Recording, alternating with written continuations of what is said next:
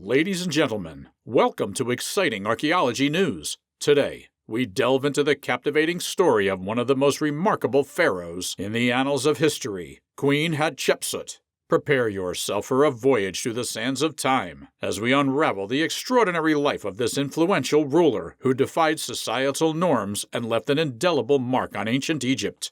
But before we embark on this journey, don't forget to hit that subscribe and like button to stay tuned for more riveting tales from the past. In ancient times, a fascinating tale unfolds, centered around a woman named Hatshepsut, who came into existence in the year 1508 BCE. Picture a realm adorned with majestic pyramids and detailed inscriptions gracing the walls. Here, Hatshepsut emerged as the sole heir to Pharaoh Thutmose I and his revered spouse, Ahmose. From the very cradle, her trajectory toward greatness was set in motion, not in later years, but from the very beginning. With her royal family background, she was destined for a life full of power and responsibility. Growing up in the wise teachings of Egypt, Hatshepsut received a deep education on being royal. She cleverly handled the complexities of politics, enjoyed the beauty of the arts, and blended well with the rhythm of her people's culture. But this isn't just a story about a princess. It's about a woman who, from her earliest days, felt the call of duty in her veins.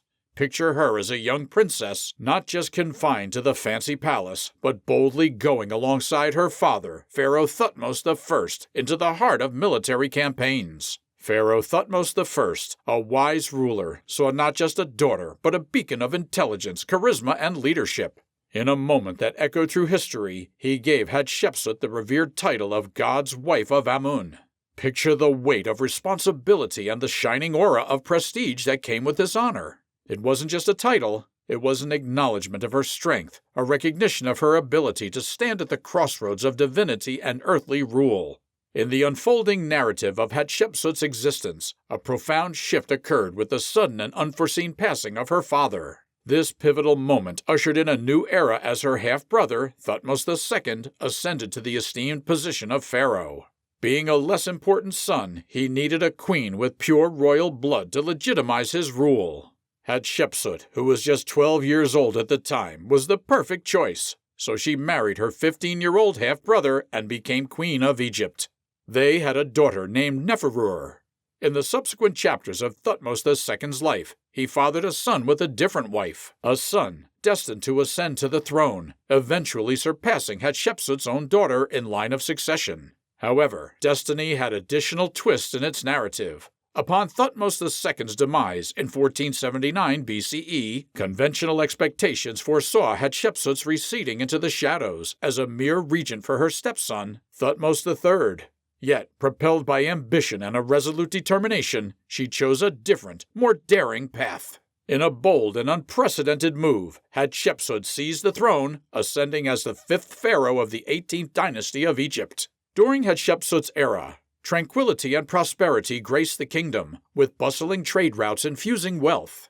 Yet, a nuanced challenge surfaced. She navigated a unique position as a woman governing in a predominantly male-centric society. Despite her regal standing and divine authority, skepticism lingered among influential figures uncomfortable with a female pharaoh. Raised eyebrows and murmurs of discontent accompanied her rise to power. How did she adeptly navigate this formidable predicament? Undeterred by doubt, Hatshepsut skillfully wove a narrative, adeptly shaping public perception, much like a seasoned storyteller. In an effort to enhance the acceptability of her position, Hatshepsut asserted that she was the offspring of Amun, the Egyptian deity associated with air. According to her account, Amun had inhabited her father's form on the night of her conception, leading to her mother's pregnancy. In a daring maneuver strategically supported by the backing of key officials, including Senenmut, the overseer of royal projects, rumored by some to be her clandestine companion, Hatshepsut meticulously curated her public persona and bolstered her influence through various measures. One particularly noteworthy action was her unconventional choice to adopt male attire, complete with the traditional pharaoh's headdress and an artificial beard, as evidenced in statues and carvings. This audacious decision served as a powerful statement, challenging societal norms and asserting her capability to govern Egypt on par with any man, despite prevailing societal conventions suggesting otherwise. Her determination didn't waver. Seeking to affirm her might and rightful authority, she undertook grand endeavors to broadcast her prowess far and wide. Among these, she built huge statues and awe-inspiring structures, notably at her temple in Deir el-Bahari. Captured in these sculptures, she exudes confidence and strength, clutching symbols that unequivocally assert her dominion. These weren't mere ornate creations. They stood as colossal reminders to all, attesting to her formidable power and divine sanction. She also demonstrated a mastery in shaping public perception through a strategic method known as propaganda. Employing this astute technique, she propagated a distinct narrative about herself, aiming to establish the belief that she was the rightful ruler. Hatshepsut commissioned inscriptions and carvings that extensively highlighted her divine lineage and a unique affiliation with the revered god Amun, a prominent deity in Egypt. These embellished accounts served as a sophisticated public relations campaign meticulously designed to present her as the chosen leader and dispel any uncertainties regarding her legitimacy. Essentially, Hatshepsut emerged as a virtuoso in utilizing both imagery and language to assertively convey, "I'm in command, and my capabilities are on par, if not superior, to any male counterpart." This strategic approach proved remarkably effective, catapulting her into the echelons of Egypt's extraordinary pharaohs. Her legacy not only defied the norms of a male-dominated society, but also etched a profound mark on the annals of history.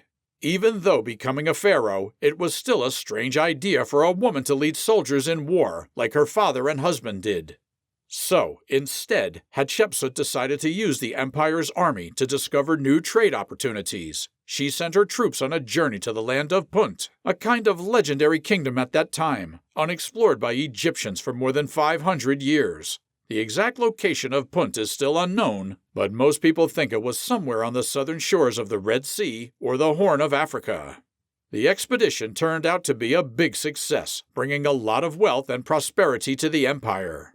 When Egypt's army came back, they brought tons of riches, gold, ivory, frankincense, myrrh, and even some exotic animals like apes, panthers, and giraffes. Hatshepsut left an indelible mark through innovative endeavors, notably as the pioneer in relocating trees from distant lands. This feat involved the use of baskets to shield the roots during their journey back to Egypt. Additionally, she revolutionized cosmetic practices by employing charred frankincense as eyeliner, a historical first. This remarkable odyssey not only enhanced the popularity and standing of the female pharaoh, but also yielded substantial financial gains. The resultant surge in commerce served as a funding source for another of Hatshepsut's groundbreaking ventures, architecture. Beyond her strategic governance, Hatshepsut emerged as a fervent patron of the arts and architectural pursuits. From 1479 to 1458 BCE, her reign witnessed an unprecedented surge in construction initiatives. She spearheaded numerous ambitious projects, the remnants of which continue to captivate contemporary observers.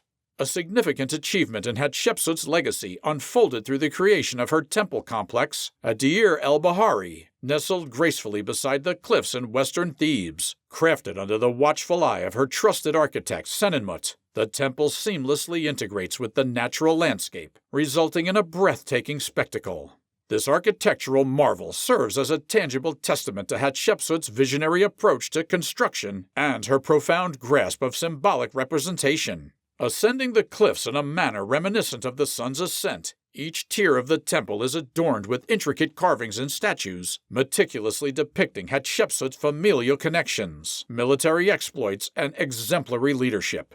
The various components of the temple hold nuanced significance. The imposing pillars at the entrance symbolize strength and enduring authority, a testament to Hatshepsut's aspirations for a prolonged rule. Within the grand hall, adorned with towering columns, an aura of divinity permeates the space, underscoring Hatshepsut's perceived connection to the divine realm. In addition to her renowned project at Deir el-Bahari, Hatshepsut undertook significant endeavors in other parts of Egypt. Notably, she dedicated efforts to enhancing the grandeur of the Karnak Temple, a sacred space devoted to the deity Amun, whom she revered as her protector. Concurrently, she commissioned the creation of the rock-cut shrines and temples at Spios Artemidos, all devoted to the goddess Hathor, synonymous with beauty and love. Hatshepsut's patronage of the arts and construction projects served a multifaceted purpose. Firstly, it demonstrated her profound concern for Egypt's rich history and reverence for the divine entities. Secondly, these initiatives contributed to job creation and bolstered the nation's financial prosperity. Crucially, Hatshepsut's architectural endeavors were pivotal in shaping her image as a formidable leader. The imposing structures, prominently inscribed with her name, served as enduring reminders of her authority and divine connections. Furthermore, these monumental constructions provided ideal venues for significant ceremonies, further reinforcing her perception as a commanding figure.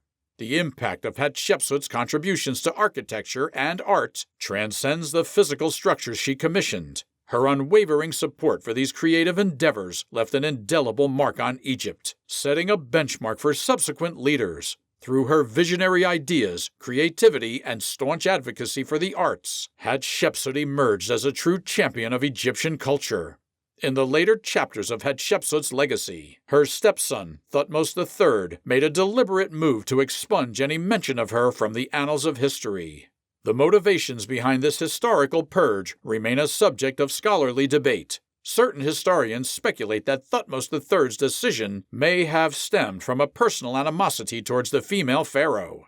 However, this theory lacks concrete evidence. Notably, during Hatshepsut's reign, she appointed Thutmose III as the commander of the empire's army, and there is no record of him attempting to subvert her rule through military rebellion. Fascinatingly, nearly 2 decades elapsed post-Hatshepsut's demise before her images began fading from public spaces. Some archaeologists posit that her successors aimed to diminish her role as Egypt's ruler. The rationale behind this move suggests a concern that highlighting a triumphant female leader might embolden women to challenge the entrenched male-dominated system, thereby unsettling the prevailing order. Additionally, the presence of a female pharaoh could have been perceived as a departure from the reverence owed to Ma'at, the ancient Egyptian goddess embodying balance, order, and mortality. Conversely, an alternative perspective contends that the obliteration of Hatshepsut's legacy was a strategic maneuver to bolster the claim to the throne by her step-grandson Amenhotep II. His lack of direct descent from Hatshepsut's royal bloodline may have prompted a concerted effort to solidify his legitimacy. Despite all these attempts, wiping her from history didn't work out.